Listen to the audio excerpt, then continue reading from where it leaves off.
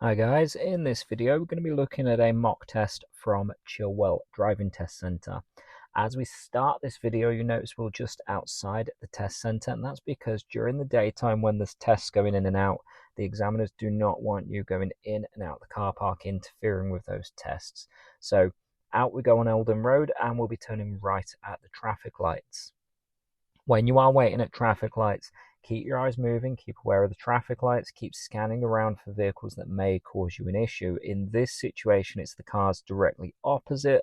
As we make our way across that junction, the pupil has to give way to all three of those vehicles as they make the turn. She does a really good job of timing her turn, allowing her to join in behind the Mini and going straight into lane 1. Now, lane 1 is the ideal position when you're on any multi-lane road like this. Unless there's a reason to use lane 2, you should find yourself in lane 1. And if you do find yourself in lane 2, make sure you get on those left mirrors, get that signal on, and bring the car in nice and smoothly. Making good progress up here. You can see the pupils keeping just shy of 30 miles an hour as we come up to the traffic lights, easing off nice and early and covering those mirrors as she slows down for the queue ahead. As we get near the queue with the Mini, you can see her keeping a really good distance behind that last vehicle before moving off again. And again, this is something you can't see on the camera, but the mirror use was absolutely spot on there, checking for anything going on behind that might affect her path. As we go across this junction, those mirror checks are really essential because if someone is overtaking you here, you want to know about it before they merge in and cause you a problem. So get on those mirrors nice and early, ready for that merge. And if someone is looking to overtake you, then it could be safer to just ease off and let them pass, and then just build up a good following distance behind them as well. As we continue down the road, of course, just keep checking those mirrors regularly. Keep an eye on the left side for your space from the curb, the right side for anyone who might potentially overtake you, and those white lines. And just keep in mind as well, this is a 30-mile-an-hour road. It was previously a 40-mile-an-hour road, so some sat navs may still say that on the screens. Don't rely on your sat nav. Look for those signs before you decide what speed limit is. Looking up ahead, you can see just behind the tree on the left and the sign on the right, there is a change to 40. Now, what I'd like to see pupils doing here is checking the mirrors before they accelerate up to that speed. And then as soon as we get past this junction on the left, just like this pupil has on the mirrors signal, and bring the car in nice and safely to that left lane. What you don't want to be doing is staying in the right hand lane and having people pass you on the left, because that's misusing the road, it's disrupting the flow of traffic, and that's going to pick you up a serious fault on your test. Up ahead, we've got another merge of the lanes, so you want to be on those mirrors again, looking for those last minute overtakes before those lanes close in fully. And then we've got some traffic lights. The same happens here, it splits into two lanes. Note the speed down to 30, and then just up ahead there is a merge, so you want to be on those mirrors again, looking for last minute overtakes. So that Peugeot giving us plenty of room before we get to the bollards there, and with nothing else following, the pupil is safe to carry on.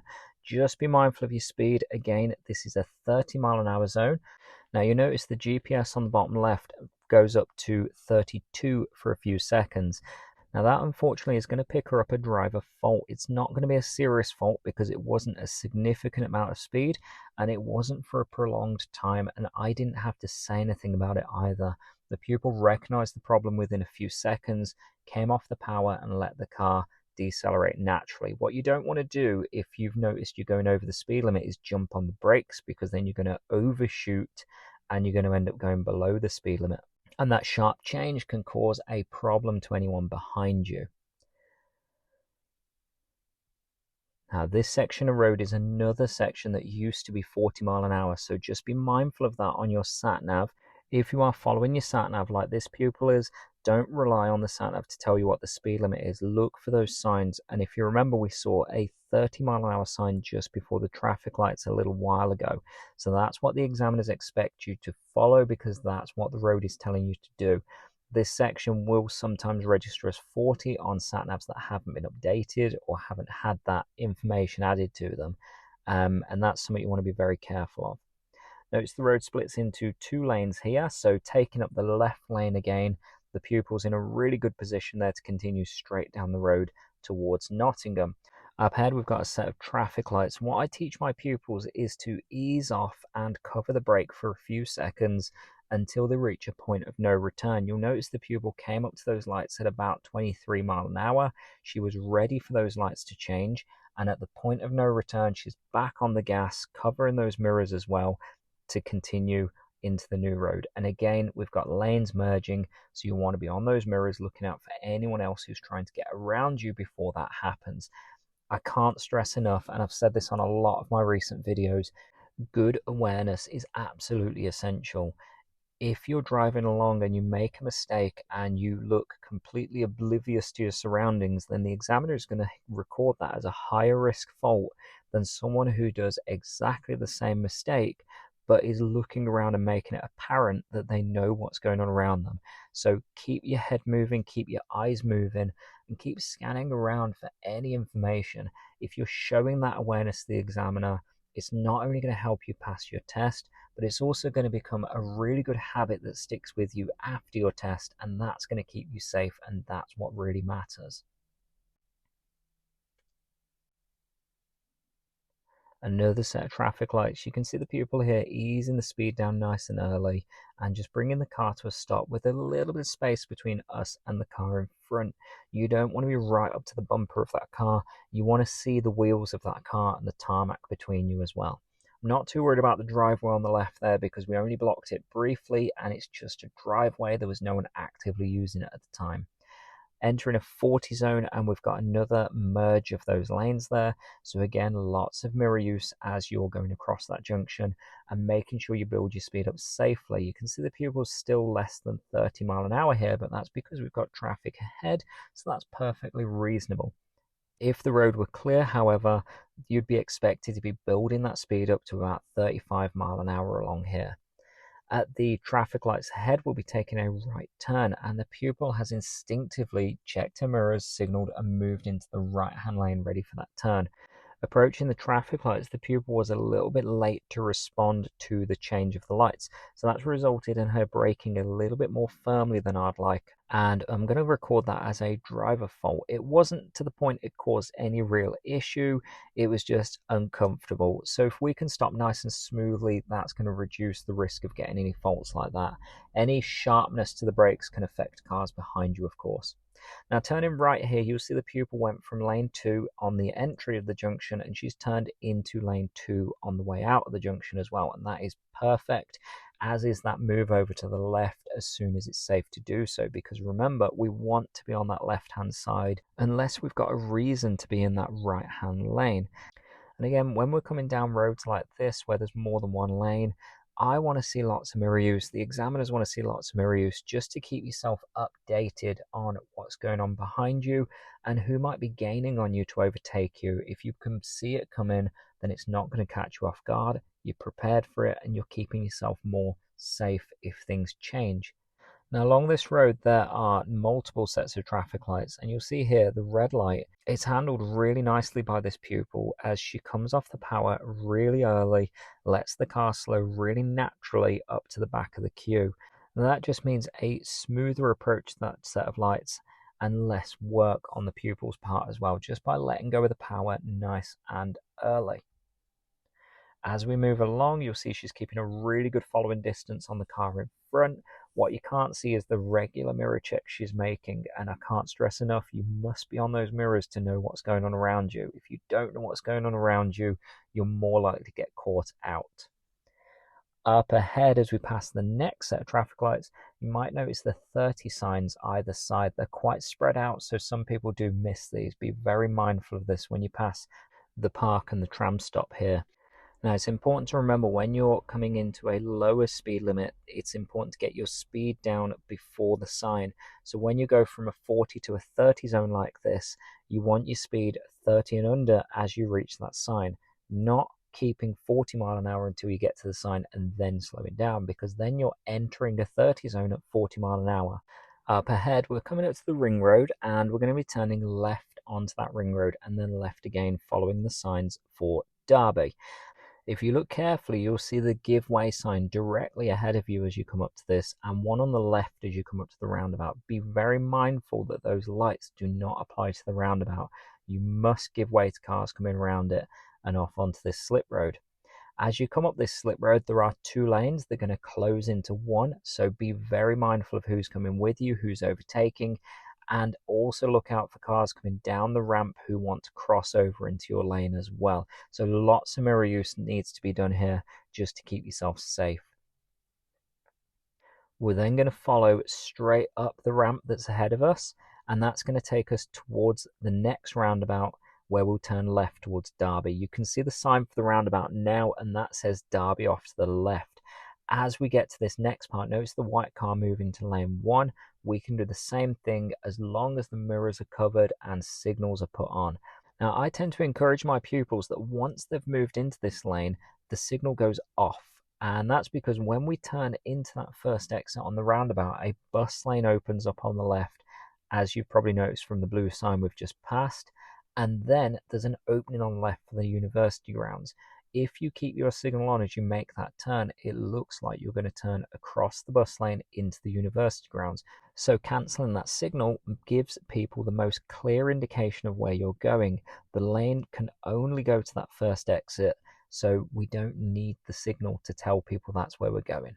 As you make your way across to the exit of this junction, notice the crossing as well. Just be mindful of anyone looking to cross the road. And of course, if someone is waiting at those lights, just be ready for them to change.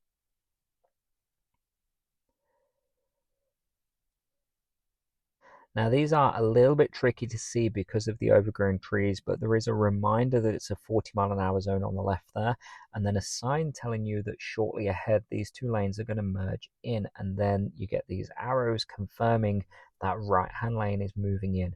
Again, mirror use, watch out for anyone who may want to overtake and get in front of you, and just be ready to hold back and let them go.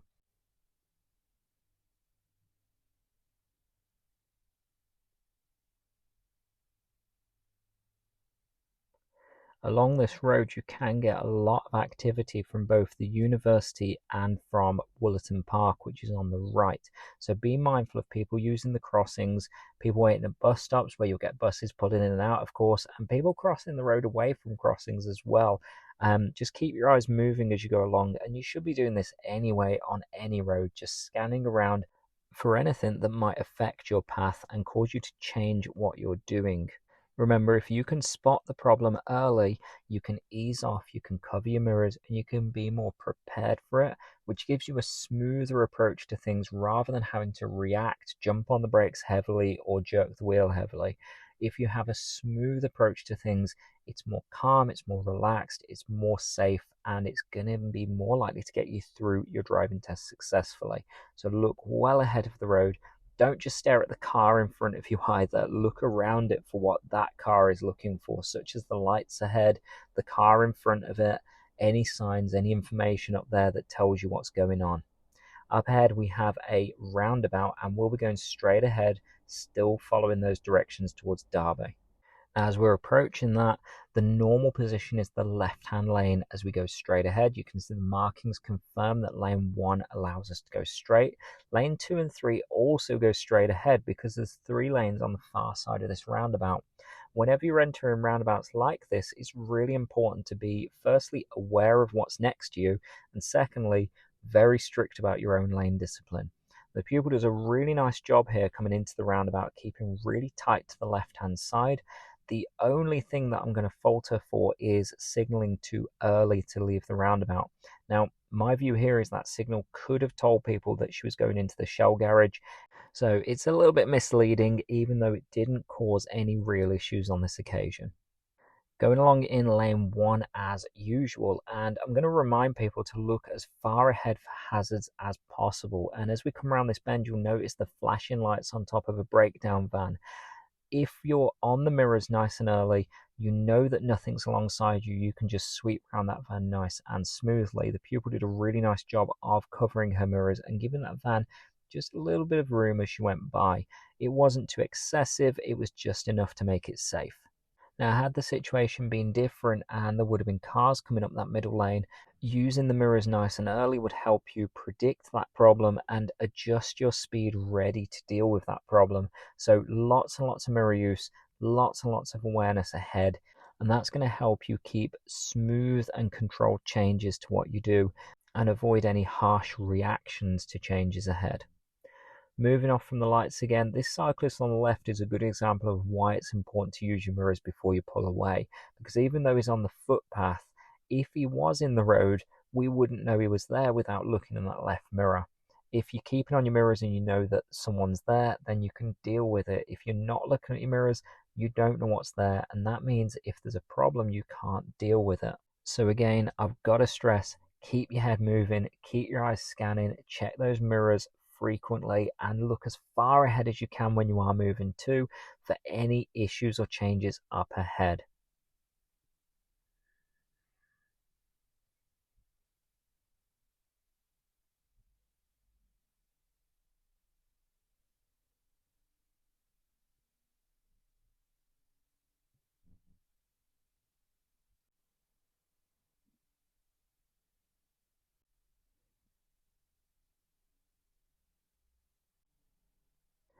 If you notice the car that's just turned left there, spotting something like that nice and early can help you plan effectively for it as well. So that car could have a knock-on effect on the other traffic between it and you, and that of course could slow you down. So keeping a good following space is the first way you're going to protect yourself from any problems like that. Keeping your mirrors checked so you know how it affects everyone around you and know if you've got a safe space to move around it, but also just spotting that nice and early, any indicators, any clues, any brake lights as to that change, is going to help you respond to it nice and smoothly rather than having to react to it. Up ahead, we're taking a left turn, and this one is quite hard to see on the way up to it. So you've got to look over those barriers for the speed limit signs that give you the indication of where that road is. Now, the Sat Nav and myself did give plenty of instruction as to when this turn was coming up. However, the pupil was still a little bit late slowing down.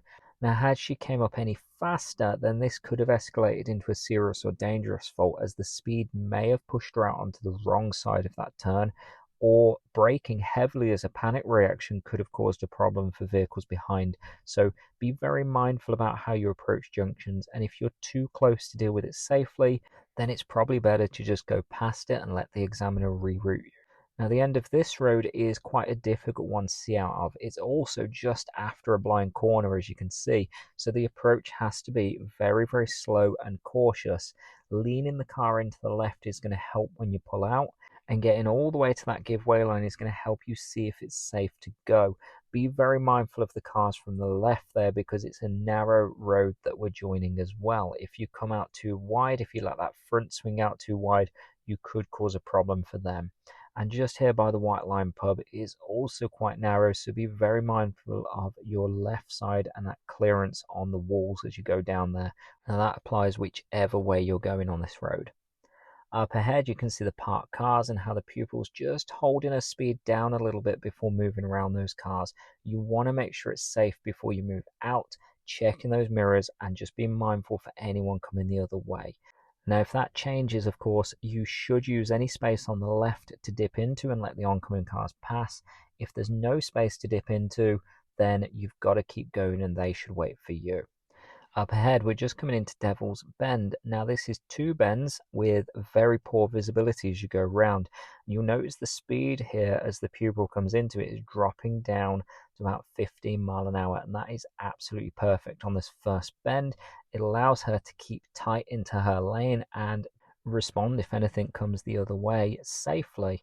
As we come up to the second bend, you'll see this one's a little bit more challenging because you've got to pull in towards that wall and keep out the way of the oncoming traffic. If you come around it too fast or too wide, it's going to cause you a problem. So notice the pupil speed there right down to 6 miles an hour as we came around that bend, and that allows her to see what's going on and safely react if she needs to. So a low speed is essential when you've got low visibility. Up ahead, I'm going to ask my pupil to pull over on the left. Now, the examiners will ask you to do this maybe 4 times during your driving test, and it's just to see that firstly, you can pick a safe place to pull over, secondly, that you can pull over safely, and thirdly, that you can pull away safely as well. Now, the pupil here does a really good job of pulling over, checking the mirrors and signaling in good time, which allows the cars behind to slow down. But what she doesn't do rightly is pull away safely. She starts moving out while there's a car coming down the hill behind us. And whilst it's not close enough to cause a real danger, it was close enough to warrant a driver fault, in my opinion. Coming along this road, we've got a number of speed ramps too, so you'll notice that even though it's a 30 mile an hour zone, the pupil's barely going above 20. Now, my advice is to hit these speed ramps at less than 15, and that's going to keep them more comfortable. Anything faster than that becomes quite jerky, quite jumpy, and that's going to make your examiner uncomfortable as well as yourself. That's going to cause your adrenaline to skyrocket when you're bouncing around them, and it's also going to make the examiner more likely to put down a fault because they're feeling less comfortable and less safe in that car with you. Now, each time we do come up to a speed ramp, what you can't see is the pupil scanning the mirrors just to see what's going on behind. It's not a great idea, but people will do this. They'll overtake you as you slow down for those speed ramps, and you'll see them bounce over the other side of the ramp quite uncomfortably. Now, whilst that's not good practice, it doesn't mean that someone else is not going to do that while you're slowing down. So keep on those mirrors, keep your back covered, and that's going to keep you safe well after you pass your test. Taking the next left turn. This one's quite difficult to see into because of the bushes and the stone wall there. So you see how slow the pupil turns in. We've then got the post and the speed ramps.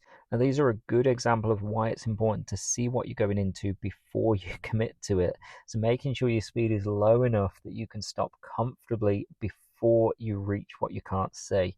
If you're coming around too fast and you can't stop within the space you can see, you're probably going to get caught out by something like a parked car around the corner or a pedestrian starting to cross the road, for example. So take your time when your view is limited, and that's really going to help out. And you can complement that with a few mirror checks just to see what's going on behind you and how your behavior affects that.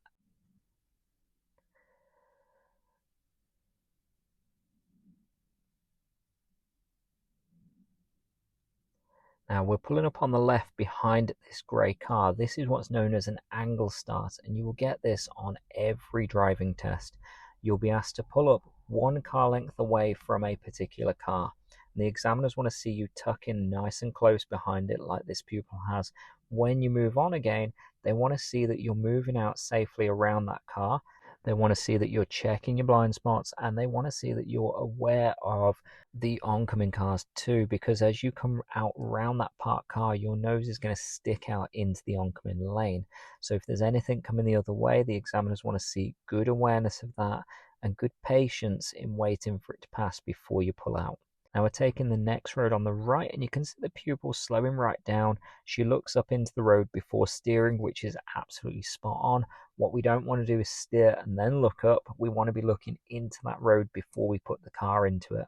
That's going to keep you more in control of the steering, and it's going to keep you more safe as well. Again, we want to pair all of that with good mirror use before you make any turns. I'm going to get the pupil to pull over on the left again. This is an example of why that mirror use is so important. We need to know what's following us before we pull over, because if you just suddenly pull over, that yellow van behind that's overtaken us does not have time to react. You've got to check your mirrors, you've got to tell them what you're doing, and then give them time to react as you pull over safely. And make it smooth and predictable. And then when you move off again, don't forget that right shoulder check.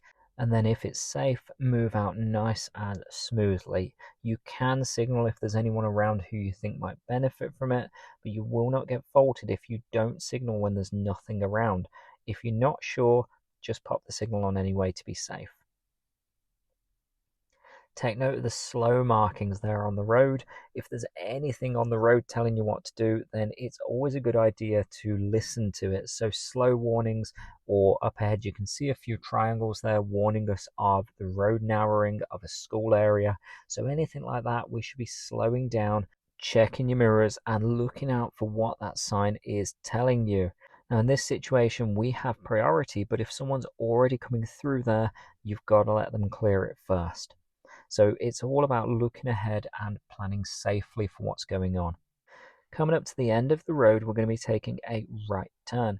Now it's a give way, so of course you've got to get to the end of the road and let the traffic coming across you go first. So you can see the pupil line up really nicely.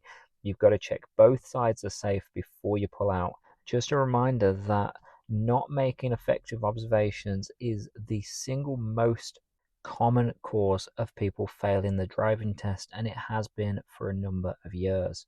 So we want to be careful not to move out until we're absolutely sure it's safe. So get yourself right up to the giveaway line, keep checking those sides, and if you're not sure, wait. When you do move out, just make sure you're picking up your speed nice and fluently based on the road ahead, of course, and checking those mirrors regularly for anything that could be catching up with you or looking to overtake you. Just up ahead, we've got a mini roundabout, and we're going to be taking a right turn second exit. Now, it's important to remember that traffic on the right has priority on a mini roundabout. You'll see the van coming from the right. He's got his left signal on, so he's not a problem to us. So we actually have a clear run at this, which means the pupil should not have stopped. Because there's nothing behind us, however, I'm only going to record a driver fault on this occasion. If there were cars behind and it caused disruption to other vehicles, I would definitely record a serious fault, and I think an examiner would as well. So be very mindful of this. Keep your eyes moving as you approach any mini roundabouts, and if you've got a safe opportunity to get out there, then you should take it with confidence. This next section of road, you've got quite a few bends and quite a few narrow spots, particularly where there's parked cars.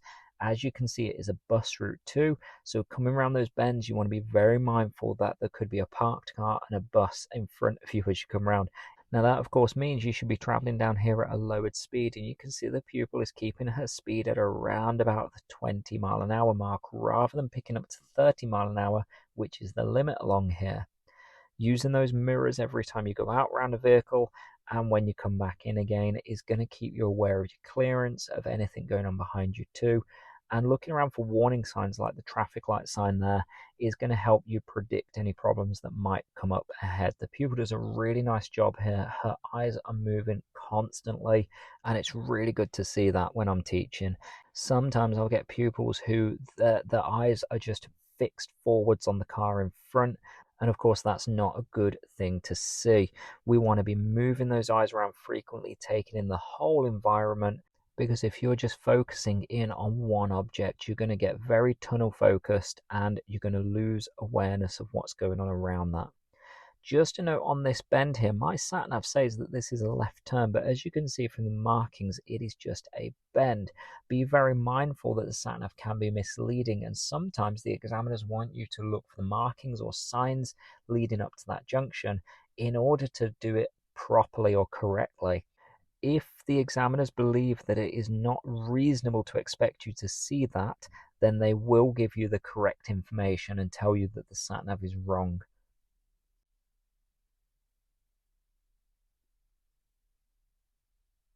Now we're not too far from getting back to the test centre now, and coming up to the traffic lights up ahead, this is another junction in the Chilwell area where you can use both lanes to turn right. If you look at the arrows coming up to it, you can see that left lane turns to the right as well. Now, like earlier, it is not a problem as long as you change lanes safely afterwards.